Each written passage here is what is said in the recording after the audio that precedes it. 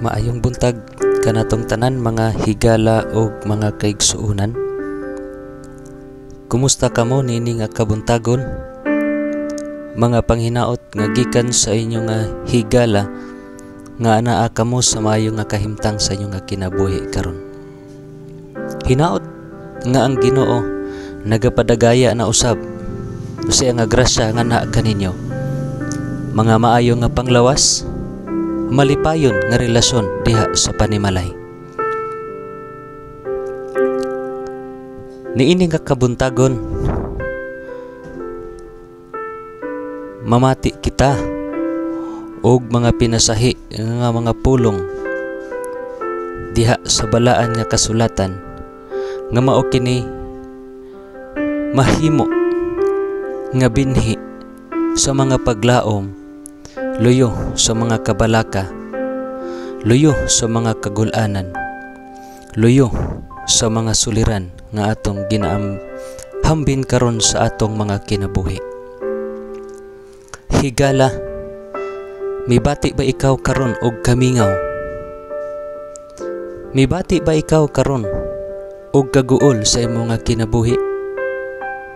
Or mibati ba ikaw karon og kabalaka sa imong nga kinabuhi? Niini nga kabuntagon, pamatia kining mga pinasahi nga mga pulong nga mao'y makahatag kanatog mga paglaom luyo ni anang tanan. Pamatia ug atong pamalandungon ang mga binhi sa paglaom nga ato nga ginakutlo diha sa balaan nga kasulatan nga mao ang nagsilbi nga mga pulong sa Dios nga buhi nga makahatag kahupayan sa atong mga kasing-kasing nga napuno sa mga kagulanan. Kini mga binhi sa paglaom nga makahatag kanato og kadasig kahayag sa mangitngit natong mga alagianan. Apan kung ikaw karon higala nakabati man og kamingaw, kahingawa sa imong nga kinabuhi, kaguol sa imong kinabuhi, kining pulong sa Dios karon nagpahinumdom kanato mahitungod sa iya nga kinaiya. Kay matud pa diha sa nahaunang Huway kapitulo 4 bersikulo 8 nga nag-ingon, ang Dios gugma.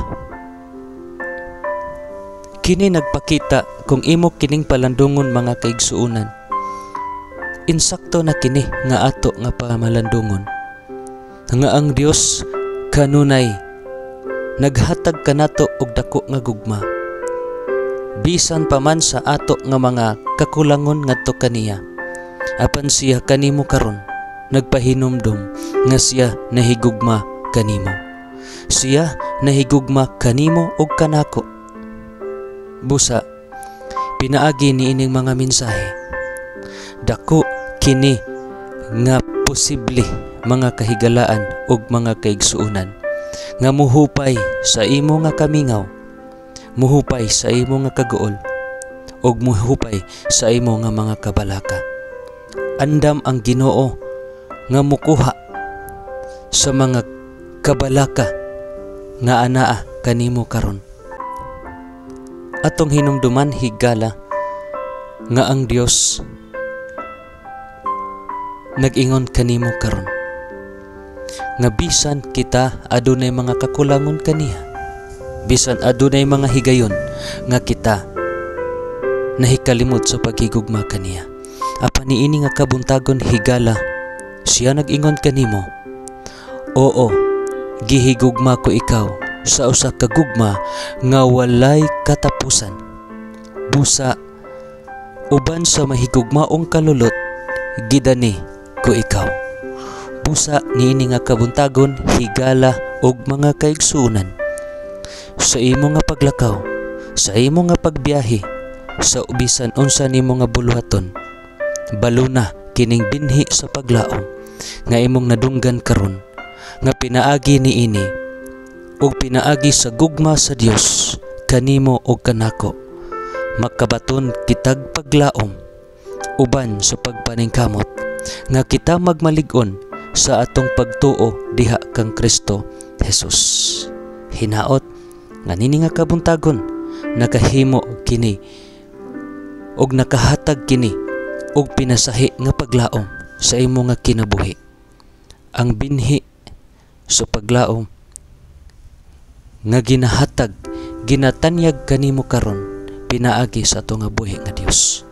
Ang Ginoo sa kanunay magpanalangin kanimo higala, maguban kanimo sa tanan nimo nga mga paglakat nini nga adlaw. Hinaot nga imo usab igakatugyan ang tanan nimong kabalaka ngadto kaniya, ang tanan nimo nga kamingaw ngadto kaniya, ang tanan nga mga kaguol nga imong ginahambin karon timan pinaagi sa dako nga gugma sa Dios kanimo kanako kana mahimo nga mawala. Hinaot nga ang Dios sa makanunayon magadagaya magabubo sa grasya sa panalangin nga naa kanimo nining adlaw. Ang Dios magpanalangin kanimo amping higala.